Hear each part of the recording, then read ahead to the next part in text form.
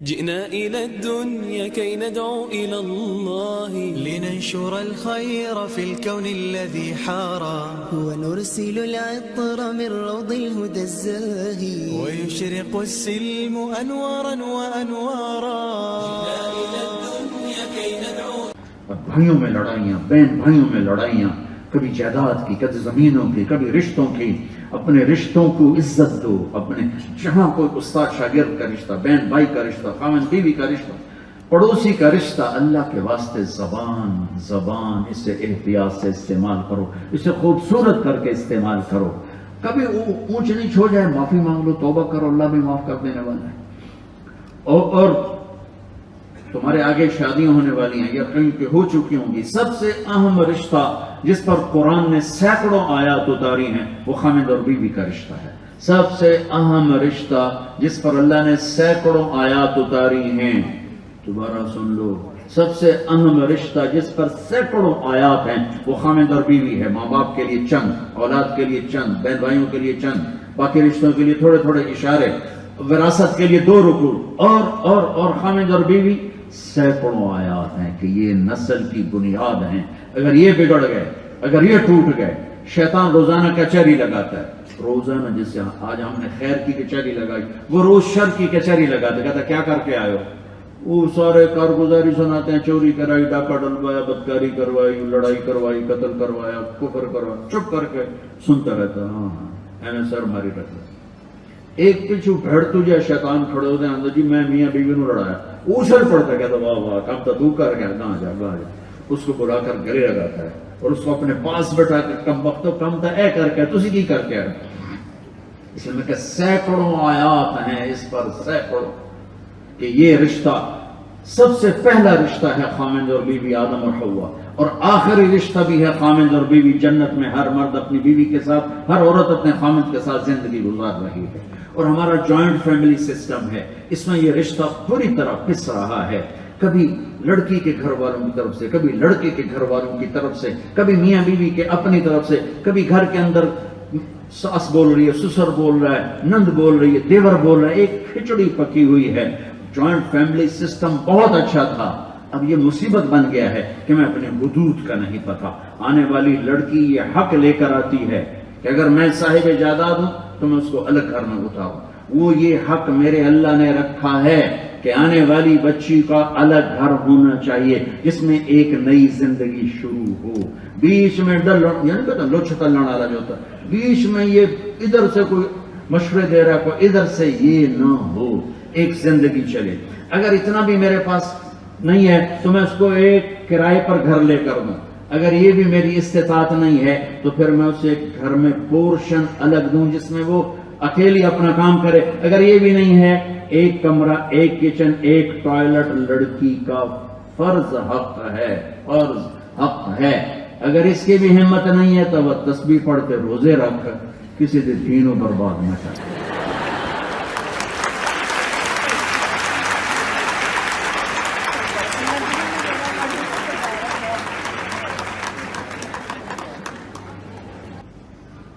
تمہاری یہ ڈگری ملے نہ ملے، اگر یہ ڈگری ہاتھ سے چلی گئی تو اللہ کی قسم بڑی بربادی ہے، بہت بربادی ہے. بلال آگے آ گیا، میرے نبی سواری پہ. بلال کی شان دیکھو. آج میرے نبی ٹک ٹک ٹک دروازے پہ دستک دیں گے، اندر سے آواز آئے گی کون؟ تو آپ کہیں گے میں محمد الرسول اللہ. تو وہ ایک دم دروازہ کھلے تو آگے جنت کا بڑا فرشتہ جی ایم رضوان، مرحبا یا رسول اللہ. آپ کے رب کا ارشاد تھا جب تک میرے نبی نہ آئے دروازہ نہیں کھولنا ہے، اور آپ کے رب کا ارشاد تھا کہ میں نے اٹھ کے کھولنا ہے. میں نے آج تک کسی کے لیے دروازہ نہیں کھولا، نہ آئندہ کسی کے لیے کھولوں گا. یہ آپ کا خصوصی پروٹوکول ہے کہ میں آپ کے لیے خود دروازہ کھول رہا ہوں. آپ اندر انٹر ہوں گے اور آپ نے فرمایا میرے ساتھ میری امت کے غریب لوگ پہلے جائیں گے. میری امت کے یہ ریڑھی والے، یہ کھانچے والے، یہ رکشے والے، یہ چنگچی والے، کہ یہ پہلے جائیں گے. مالدار بھی جائیں گے لیکن وہ پیچھے ہوں گے، اور غریب لوگ میرے ساتھ ساتھ ہوں گے. اور آپ کو عجیب حدیث سنو. آپ نے فرمایا جب میں انٹر ہوں گا تو کچھ عورتیں میرے آگے، میرے دائیں طرف سے ہو کر آگے نکل جائیں گے، مجھ سے آگے نکل جائیں تو میں ان کو کہوں گا تم کون ہو؟ تم مجھ سے آگے کیسے نکل گئی؟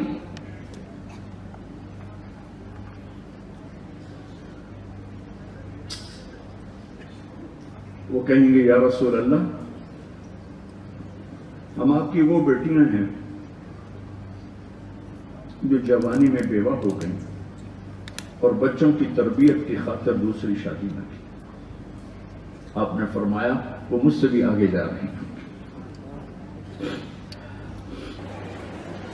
میرے بچوں اپنی زندگی کو خوبصورت بناؤ زبان کے میٹھے بول کے ساتھ, اچھے اخلاق کے ساتھ, معاف کرنے کے ساتھ, درگزر کے ساتھ, سخاوت کے ساتھ, محبت کے ساتھ. مسلمان سخی ہوتا ہے, بخیل نہیں ہوتا ہے. صحابہ اللہ کے نبی کی بیگمات نے پوچھا یا رسول اللہ آپ کے ساتھ سب سے پہلے کون آ کے ملے گا, یعنی آپ جب دنیا سے چلے جائیں گے تو سب سے پہلے کون آپ سے ملے گا؟ کہ جس کے ہاتھ زیادہ لمبے ہیں, جس کے ہاتھ زیادہ لمبے. تو اب ساری نا بیگمات اپنے ہاتھ ملانے لگی, 9 بیویاں تھیں تو جوڑ جوڑ کے کس کے لمبے کس کے لمبے. وہ حضرت زینب کا انتقال ہو گیا, وہ تو ویسی چھوٹی تھی. تو پھر انہیں سمجھ میں آیا کہ ہاتھ لمبے ہونے کا مطلب تھا کہ جس کا ہاتھ لمبا ہو کے دے رہا ہے, سخاوت کر رہا ہے, وہ سب سے پہلے مجھ سے آ کے ملے گی. تو آپ کے بعد آپ کی بیگمات میں حضرت زینب جا کر ملی آپ سے, چونکہ وہ سب سے پہلے وفات پر سب سے بڑی سخی تھی. سب سے بیگمات میں سب سے زیادہ ان کے اندر سخاوت تھی. تو سخی بنو, بخیل نہ بنو, جس میں معاف اور کچھ نہیں تمہارے پاس تو معاف کرنا سیکھو. یہ بہت بڑی سخاوت ہے. ایک صحابی نے تہجد میں دعا مانگی, یا اللہ پیسہ تو ہے نہیں, تیرا نبی آدھا سخاوت کرو, جس میری بےعزتی کی تھی میں سارے نے معاف کی, میری یہ سخاوت. تو جب فجر کی نماز ہوئی تو آپ نے فرمایا بھائی رات کو صدقہ کس نے کیا بھائی؟ تو اب سارے چپ, کوئی بھی نہیں بولا, اس کو بھی خیال ہی نہیں کہ میں کوئی صدقہ کیتا ہے. آپ نے پھر فرمایا بھائی رات کو صدقہ کس نے کیا ہے؟ سارے چپ. پھر ہم نے کہا بھائی اپنی عزت کا صدقہ کس نے کیا ہے؟ تو پھر ان کو کھڑے ہو گئے یا رسول اللہ وہ مجھے جوش آیا تھا, پیسہ تو ہے نہیں, تو سخی کہ میں بڑھا, میں کہا یا اللہ میری عزت کا صدقہ, جس نے میری بےعزتی کی سب معاف. تو میرے نبی نے کہا تیرا صدقہ قبول ہو گیا, اللہ نے مجھے خبر دی ہے کہ میرے بندے کو بتا دے میں نے تیرا صدقہ قبول کیا ہے. تو بچوں اللہ سے سخاوت مانگو, جس میں اور کچھ نہیں, معاف تو کر سکتے.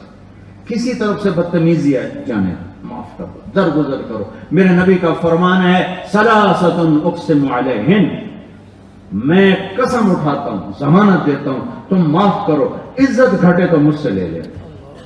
معاف کرو, عزت گھٹے مجھ سے لے لے. یہ وہ خوبصورت اخلاق ہیں جس سے میرے آپ کے گھر کی زندگی خوبصورت ہو سکتی ہے اور انتہائی خوبصورت ہو سکتی ہے.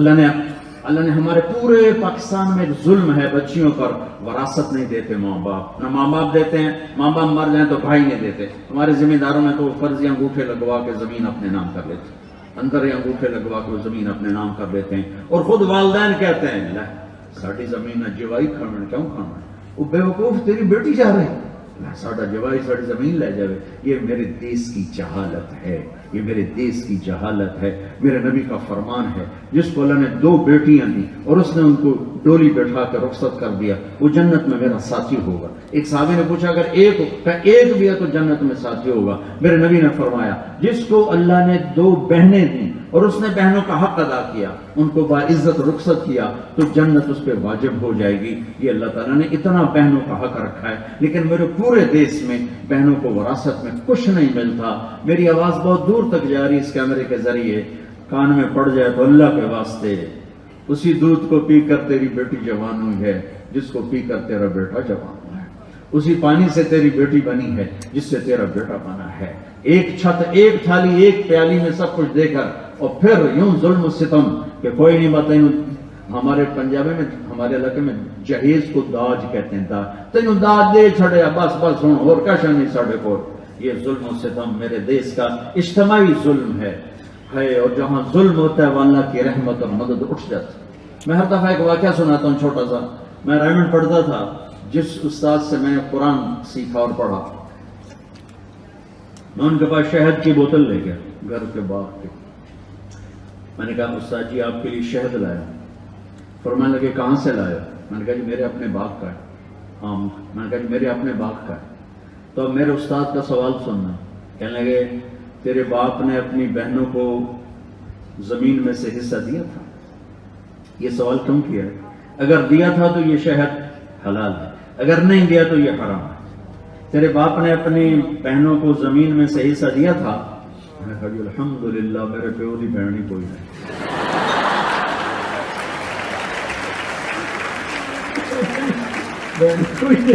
دو بھائی صرف 2 بھائی.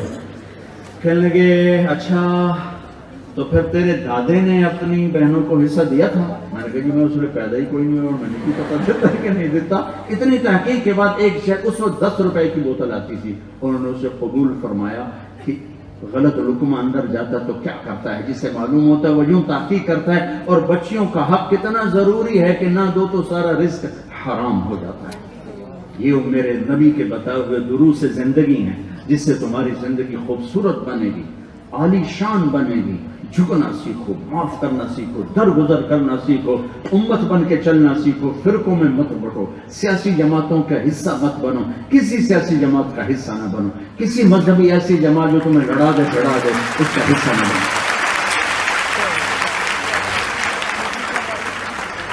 تم ہمارا سرمایہ ہو، تم ہماری دولت ہو، تمہیں ضائع کرنا، اپنے آپ کو تباہ کرنا ہے. اور میں کیسے اپنا ہی پیٹ ننگا کرنے والی بات ہے کہ کس طرح میری نسل کو برباد کر رہے ہیں سیاست کے نام پر، مختلف شکلوں کے نام پر. بچوں مذہب اس چیز کا نام نہیں ہے کہ تم نفرت کا شکار ہو جاؤ.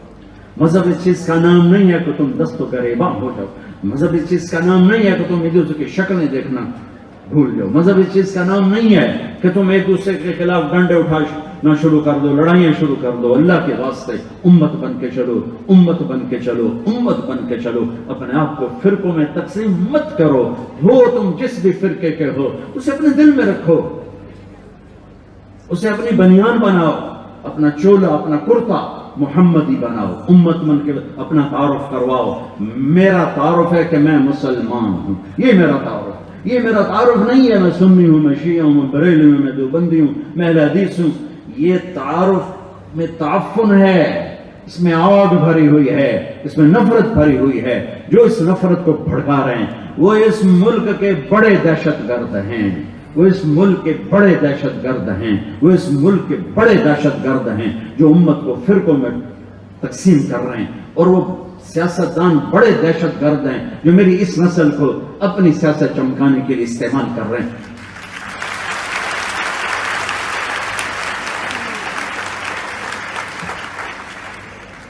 اچھا بھائی میری بات کو سمجھ میں آئی؟ کرو گے نا انشاءاللہ؟ کرو گے نا؟ ایک چھوٹی سی بات آخری کر کے دعا کرو. دیکھو بچوں، وہ انسانی نہیں جو خطا نہ کرے، وہ انسانی نہیں جو خطا نہ کرے، اور وہ رب بھی نہیں جو معاف نہ کرے.